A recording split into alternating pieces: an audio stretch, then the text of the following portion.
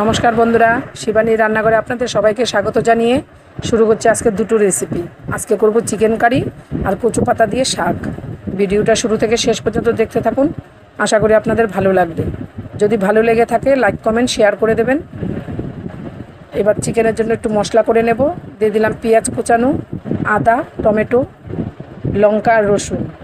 এবার মশলাটা আমি ভালো করে পেস্ট করে নেব। মশলাটা আমার পেস্ট হয়ে গেছে। এবার কড়াইতে দিয়ে দিলাম তেল,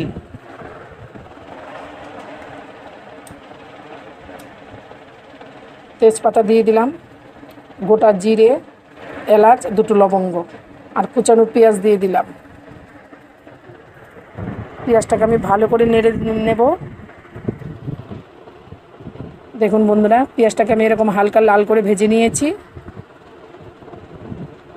এবার দিয়ে দিলাম কেটে রাখা টমেটোটা একটু ভালো করে নেড়ে চেড়ে অল্প লবণ দিয়ে দেব, যাতে টমেটোটা একটু নরম হয়ে যায়। দেখুন বন্ধুরা, টমেটোটা আমার একদম নরম হয়ে গেছে। এবার আমি দিয়ে দিলাম পেস্ট করা মশলা বাটি ধুয়ে জলটাও দিয়ে দিলাম। এবার আমি গ্যাসের ফ্লেমটা লো রেখে মশলাটা আস্তে আস্তে কষাতে থাকবো। দিয়ে দিলাম হলুদ, কাশ্মীরি লঙ্কার গুঁড়ো।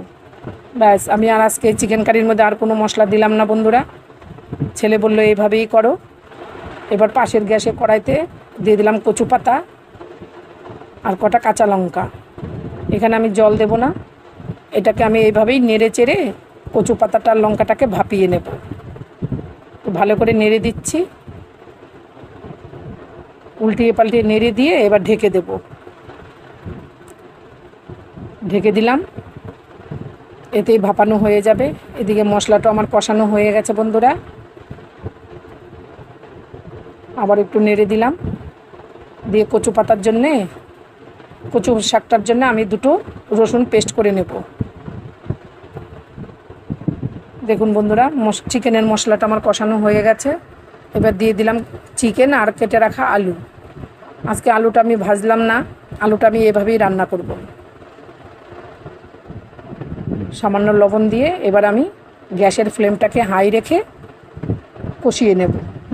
এদিকে কচু পাতার ঢাকনাটা তুলে দিয়ে দিলাম লবণ, হলুদ। ভালো করে নেড়ে নেব, লবণ হলুদটা মিশিয়ে নেব। আর খুন্তিটা দিয়ে লঙ্কাগুলো গোটা গোটা আছে এগুলো একটু ভেঙে চেড়ে দেব। দেখুন বন্ধুরা, কচু পাতাটা আমার অনেক হয়ে গেছে। এবার কড়াইটা ধুয়ে ফোড়নের দিয়ে দেব। এই পাশে চিকেনটাও আমি ভালো করে নেড়ে চেড়ে দিচ্ছি, উল্টিয়ে পাল্টিয়ে নেড়ে দিচ্ছি। দুই দিকেই বসিয়ে দিয়েছি, আজকে দেরি হয়ে গেছে বন্ধুরা। এবার কড়াইতে দিয়ে দিলাম তেল আর পেস্ট করা রসুনটা দিয়ে দিলাম। এবার ভালো করে রসুনটাকে আমি নাড়িয়ে নেব যাতে কাঁচা গন্ধটা চলে যায়। তারপরে দিয়ে দিলাম কচু পাতাটার সাথে রসুনটাকে ভালো করে নেড়ে চেড়ে মিশিয়ে নেব। এই কচু পাতাটা রসুন দিয়ে খেতে খুব ভালো লাগে। এদিকে চিকেনটা আমার প্রায় কষানো হয়ে এসছে। ছেলে বলল, মা আজকে চিকেনের মধ্যে গোটা রসুন দেবে, তাই ছেলের কথা একটা রসুন দিয়ে দিলাম। আমি কোনো দিন দেইনি রসুন বন্ধুরা। ছেলে বলল ভালো লাগে তাই দিয়ে দিলাম। এবার ঢেকে দেব। এই পাশে আমার কচু পাতার শাকটাও হয়ে গেছে।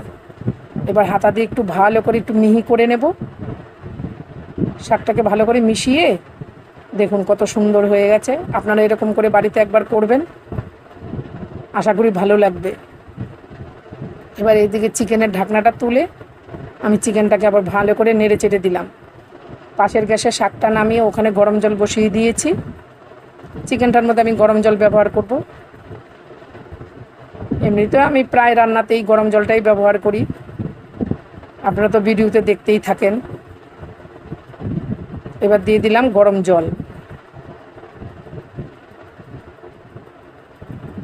এবার ভালো করে একটু নেড়ে দেব।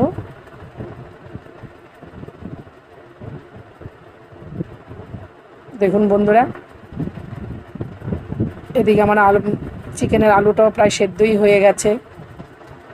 তো ভালো করে নেড়ে দিলাম। তারপরে দিয়ে দিলাম গরম মশলা। গরম মশলাটা ভালো করে মিশিয়ে দিলাম। তারপরে দিয়ে দিচ্ছি 1 চামচ ঘি। ঘিটাকে আমি ভালো করে মিশিয়ে দিচ্ছি।